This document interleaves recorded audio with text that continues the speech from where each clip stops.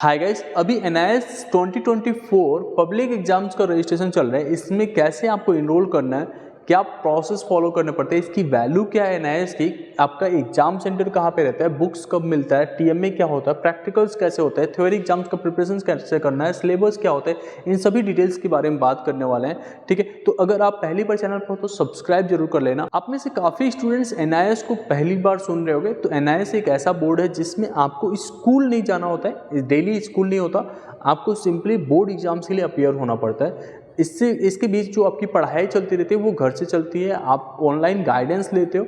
But इसमें जो सबसे मेजर क्वेश्चंस आते हैं कि कौन अप्लाई कर सकता है, तो मैं आपको गाइड कर देता हूँ यहाँ पे।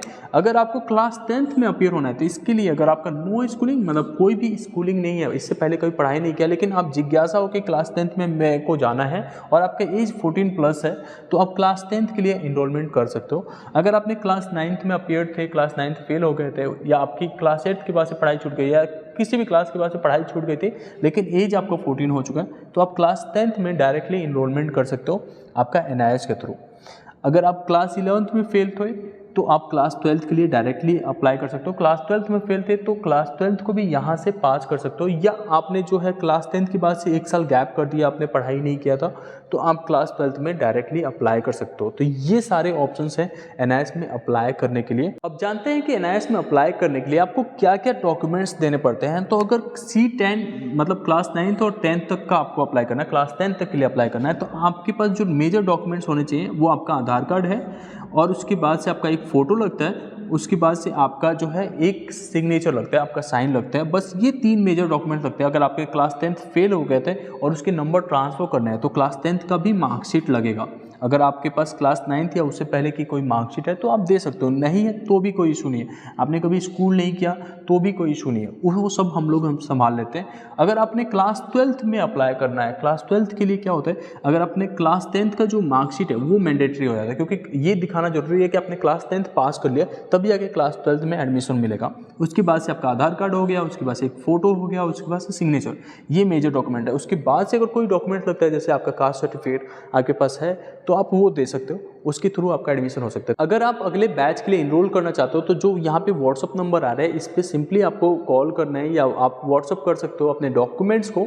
उसके बाद से जो अगला बैच है उसमें हम आपको इनरोल कर लेंगे, उसके बाद उनके साथ आपका क्लासेस एंड आपकी तैयारियाँ एग्जाम्स के लिए शुरू हो जाएंगे। ठीक है, अब यहाँ पे बात आती है कि एनआईएस की वैल्यू कितनी है। तो एनआईएस की वैल्यू उतनी है जितनी बाकी बोर्ड्स की है, जैसे सीबीएसई हो गया, या आईसीएसई बोर्ड हो गया, या कोई स्टेट बोर्ड हो गया, तो आप दोनों सबको एक साथ कंपेयर कर सकते हो। एनआईएस की भी उतनी वैल्यू है, बस डिफरेंस ये रहता है कि आप इसमें स्कूलिंग नहीं जाते, घर से पढ़ाई करना पड़ता है, आपको यहाँ पे खुद से सेल्फ फोकस होना पड़ता है, और जो हम लोग बताते हैं उसके बेसिस पे आपको पढ़ाई करनी पड़ती है। हम लोग जो स्टडी मटेरियल देते हैं उसके बेसिस पे करना पड़ता है। अब आप में से क्वेश्चन ये होगा कि भैया आप तो पता नहीं कहाँ पे रहते हो, तो हम लोग को पढ़ने कहाँ आना है, कैसे करना है, ये सारा प्रोसेस ही ऑनलाइन हमने रख दिया है।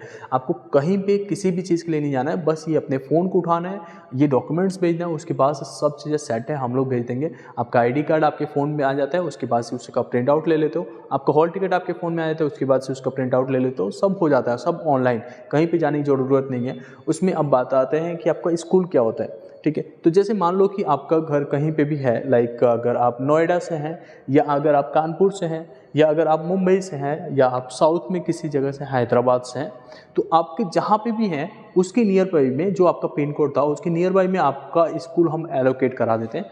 उस स्कूल की लिस्ट हम दे देते हैं कि ये स्कूल आपके पास अवेलेबल है, इसमें से कोई भी आप सेलेक्ट कर सकते हो, वो आपका बन जाता है स्टडी सेंटर। मतलब एक तरीके से आप कह सकते हो कि वो आपके से एफिलिएट हो जाता है, एक तरीके से आपके लिए एलोकेट हो जाता है। आपको कोई डाउट है तो आप वहाँ पे भी जा सकते हो। बाकी हम लोग तो हैं ही सारे डाउट्स क्लियर करने के लिए आपके, बट आप यहाँ पे भी जा सकते हो। तो वो 5 किलोमीटर के रेंज में रहते हैं, और वहीं पे आसपास में जो जब सेंटर जाते हैं ना बोर्ड्स के, तो वहीं पे उस स्कूल के अकॉर्डिंग ही आपका एक सेंटर चला जाता है, तो दूसरे स्कूल में चला गया और वहाँ पे आपका बोर्ड का पेपर हो जाता है। जैसे ही आपका एडमिशन होता है तो आपको ये स्कूल एलोकेट हो जाता है, उसके साथ साथ आपको ये बुक्स आ जाते हैं आपके घर पे।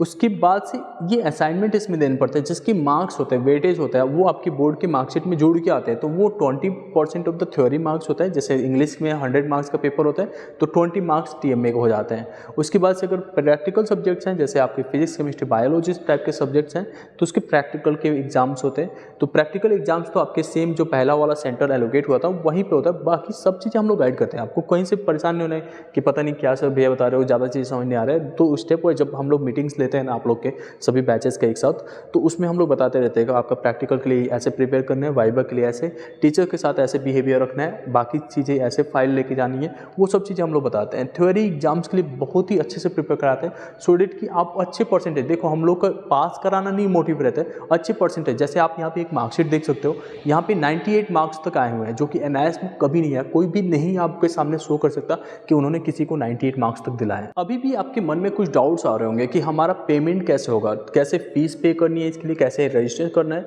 तो ये डॉक्यूमेंट्स ऐसे देते हो ना तो आपको सारा डिटेल्स बता देता है आपके सब्जेक्ट के अकॉर्डिंग कि कितना फीस लगेगा, और फीस भी आपको एक साथ पूरा नहीं पे करना होता है, इट्स इन इंस्टॉलमेंट। आपका बजट भी देखते हैं हम लोग, आपके पॉकेट के हिसाब से हम चलते हैं, ठीक है।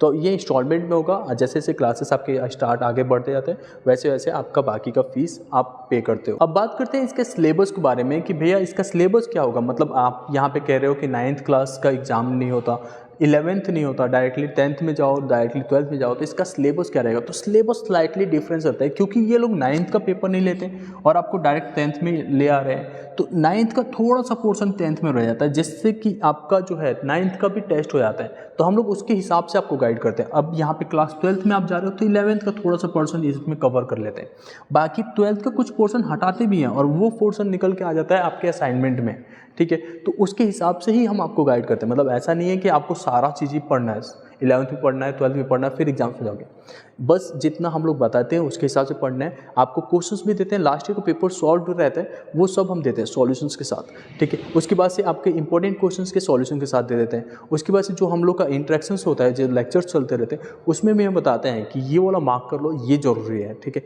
लेकिन ये सारा प्रोसेस ही ऑनलाइन है। अगर आप सोचोगे कि भैया हमें आपसे मिलना है, वहाँ पे ही करना है, ये पॉसिबल नहीं हो पाएगा। ये सारा काम जो है हम लोग ऑनलाइन ही कर रहे हैं, ठीक है। आप सिंपली इस व्हाट्सअप नंबर पे अपने डॉक्यूमेंट्स वगैरह भेज सकते हो, डायरेक्टली अगर कोई क्वेरी है तो यहाँ से पूछ सकते हो, या आप चाहो तो यहाँ पे ज्वाइन करके इनकेस आपका कॉल रिसीव नहीं हो रहा है तो भी हमें आपका जो है आप अपने बारे में बता सकते हो, या कोई क्वेश्चन है तो आप पूछ सकते हो, ठीक है। होप इन डेट आपको ये वीडियो पसंद आया होगा। Thank you so much.